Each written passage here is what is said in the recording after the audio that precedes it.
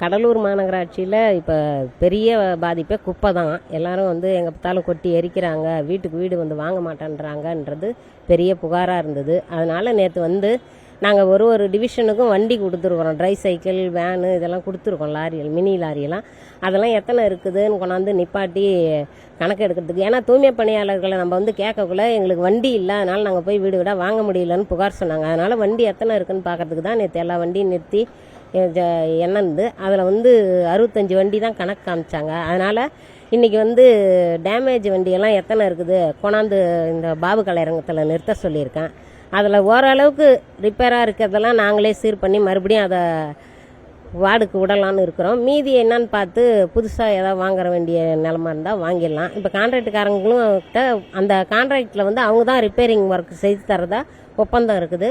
அதனால் அவங்கக்கிட்ட சொல்லி மீதி வண்டியெல்லாம் ரிப்பேர் பண்ணி வாடகை வண்டியை லைனுக்கு விடலான்னு இருக்கிறோம். அந்த விட்டோம்னா நம்ம இப்போ இருக்கிற குப்பை பிரச்சனை ஓரளவுக்கு தீரும். எல்லோரும் வீடு வீடாக போய் வாங்கவும் செய்வாங்க, எங்கேயும் எரிக்க மாட்டாங்க. இந்த பிரச்சனையெல்லாம் ஓரளவுக்கு குறையன்றதுனால நேற்று அந்த எல்லாரையும் வண்டியை வர சொல்லி பார்த்தது நான். அதுக்கு தகுந்த மாதிரி இன்றைக்கி 2வது டிவிஷன்லேருந்து ஒரு 6 வண்டியும் 3வது டிவிஷன்லேருந்து ஒரு 2 வண்டியும் கொண்டாந்து நிறுத்தியிருக்காங்க. ஒரு 4 பேட்ரி வண்டி கொண்டாந்து நிறுத்தியிருக்கிறாங்க.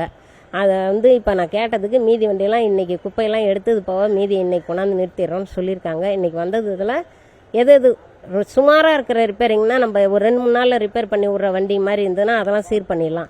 ரொம்ப டேமேஜாக இருக்கிறதுக்கு, மோட்டர் இல்லாததுக்கெலாம் அவங்க கான்ட்ராக்ட்காரங்கிட்ட சொல்லி சீர் பண்ணி வண்டி விட சொல்லியிருக்கோம்.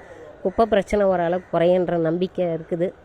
கடலூர் மாநகராட்சி சுத்தமாக வச்சுருக்கிறதுல எல்லோருக்கும் பங்கு இருக்குது. மக்கள் முதற்கொண்டு எல்லாருக்குமே பங்கு இருக்குது. நாங்கள் அதை கொஞ்சம் சிறப்பாக செய்வோன்ற நம்பிக்கை இருக்குது.